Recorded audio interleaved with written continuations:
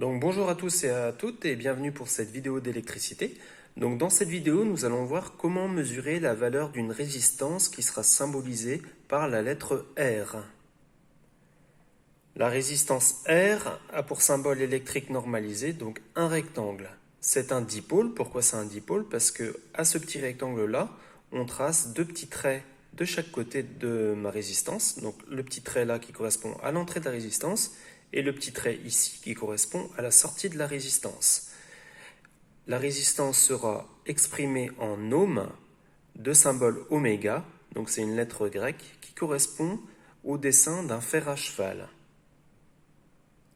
Donc comment est-ce qu'on va procéder donc, pour mesurer la résistance? Donc on aura besoin d'utiliser un multimètre, voilà, comme ceci.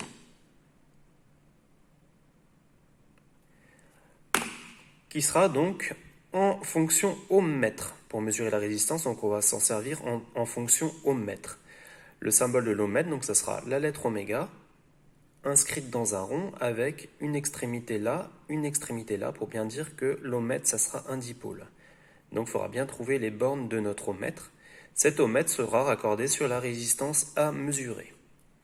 Donc là, si je regarde bien mon ohm-mètre, donc je vais zoomer dessus. Donc là, le ohm, on voit qu'il apparaît ici. La borne ici, elle désigne V, volt, elle désigne oméga, ohm, elle désigne Hz, hertz. Donc là, on a la lettre oméga qui apparaît ici, donc ça veut dire qu'on va se brancher ici. Donc, je pourrais mettre déjà mon fil ici. On aura une borne d'utilisation qui sera ici. Et si je regarde bien ma liaison de ma borne ohm, elle est en liaison avec le commun. Donc ça veut dire que je vais me brancher ici et je vais me brancher ici. Donc ça veut dire que notre ohmmètre, il sera branché comme ceci. Les deux bornes d'utilisation, ça sera ces deux bornes-là. Après, si on regarde bien les calibres, donc le ohm, on voit qu'il est en vert. Donc si je regarde mon appareil ici, la zone verte, elle apparaît ici. Donc ça veut dire que le calibre, il faudra le mettre dans une partie verte ici, puis choisir le bon calibre. Évidemment, donc pour mesurer la résistance, on aura besoin de résistance. Donc c'est ces résistances-là qu'on va tester après. Donc là, nous allons mesurer trois résistances. En l'occurrence, la première résistance qu'on va mesurer R1, la deuxième après R2, la troisième R3. Donc une série de trois résistances à mesurer à l'ohmmètre. Donc pour le branchement de l'ohmmètre à faire, donc là ça va être excessivement simple. Donc j'aurai mon ohm-mètre qui sera comme ceci.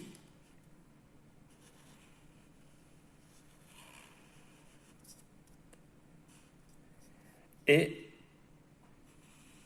je vais mettre ma résistance raccordée directement à mon ohm-mètre.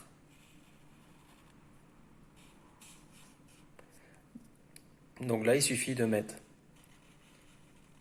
un fil ici, de l'entrée de mon ohm-mètre à l'entrée de ma résistance, et un deuxième fil de la sortie de mon ohm-mètre à la sortie de ma résistance. Donc là, c'est un montage de fils.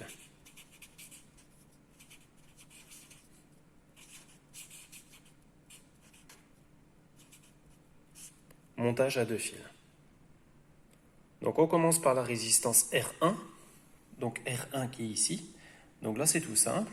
Il suffit de mettre un fil dans volt, un fil dans COM, et de raccorder sur les deux bornes de ma résistance. Donc on va mettre un fil ici, l'autre fil ici. Donc montage à deux fils. Et après, donc il suffit d'ajuster le calibre dans la partie verte jusqu'à trouver la valeur. On descend progressivement du plus grand au plus petit. Là, c'est encore trop grand. Donc ma valeur, elle est ici. Donc je me suis mis sur le calibre 200 ohms. On peut mesurer une résistance maximum 200 ohms. Et on lit la valeur de la résistance R1 ici. Donc on est à 3,9 ohms pour ma résistance R1. Donc je note ça sur ma feuille, R1 égale 3,9 ohms. Voilà pour R1. Je fais la même chose après pour R2. Donc pour R2, il suffit de prendre les deux fils, les enlever, les mettre au niveau de ma résistance R2. Et sur l'écran de l'ohmmètre, j'ai la valeur de ma résistance R2, 14,7 ohms. 14,7 pour R2. J'écris ça sur ma feuille, R2, 14,7 ohms. Résistance R3, je bascule mes deux fils dans R3, je relève l'indication, 39,8 ohms pour R3, 39,8 R3. Donc j'écris sur ma feuille R3 égale 39,8 ohms. Voilà pour ces trois mesures de résistance. 3,9, 14,7 et 39,8 ohms. Donc là, on voit que l'ohmmètre, c'est un montage excessivement simple, c'est un montage à deux fils. Il faut juste un multimètre, une résistance, il n'y a pas besoin de générateur. Donc montage tout simple. Et donc ça peut servir pour des travaux de bricolage ou autre. Et puis en espérant que vous ayez bien aimé cette vidéo, je vous dis à bientôt pour de prochaines aventures. Allez, ciao!